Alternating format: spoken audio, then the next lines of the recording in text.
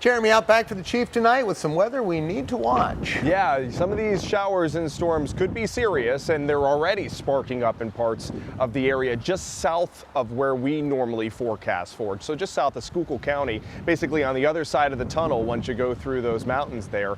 That's where those storms are sparking up, and we're noticing the increase in winds ahead of those showers and storms, but not a drop has fallen here in our backyard just yet. Most of these showers will spare central Pennsylvania. Now, I do want to start off the forecast with a bit of good news. You know, I've been on now since 4 o'clock, and I've asked viewers to send in photos of daffodils that are blooming across the area, and we don't have any here in our backyard just yet, but that is not the case for other parts of Lackawanna County. This is Diane's photo from Oliphant and Ginger.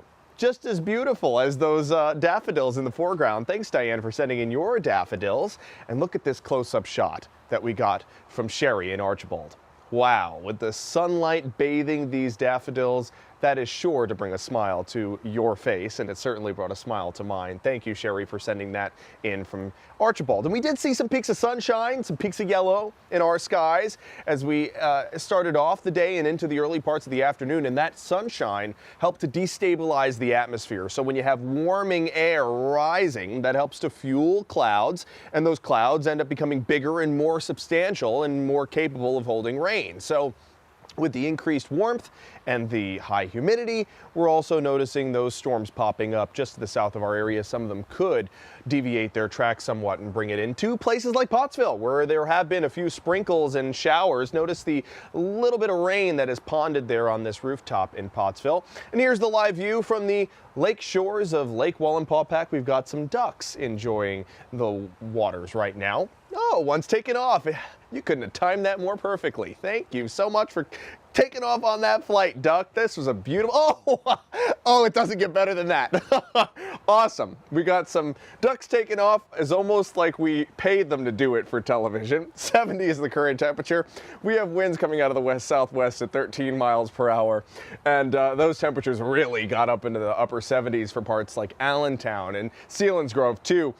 That warm air helping to destabilize the atmosphere. Still warm for parts of the Susquehanna Valley and down through Schuylkill County, but notice the blues starting to encroach their way into Potter and Tioga counties, where temperatures are cooler than they were yesterday. That's the cold front right there, and as it pushes its way on in, encounters some warmer air, and the moisture could spark up those thunderstorms where temperatures are warmer than they were yesterday, up to 17 degrees warmer there in Albrightsville.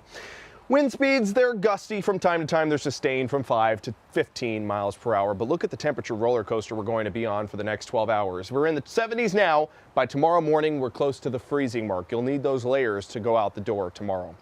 Here's satellite and radar. We do have those showers and storms sparking up there along Berks County, Lehigh County, into Northampton County, where there's high winds, downpours, lightning strikes, and even some small hail reported within these storms. They could deviate their track and make their way into parts of Carbon and Monroe counties. Here's a closer look at them as they fire up over Allentown and Kutztown up to Phillipsburg.